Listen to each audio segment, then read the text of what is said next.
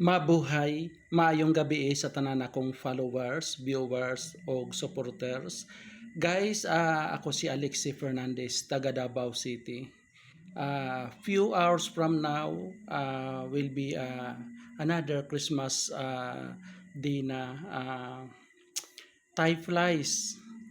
So tonight is my dinner.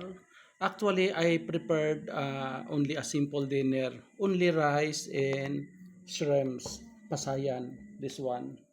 This is rice. This is shrimps, pasayan, and this one, water.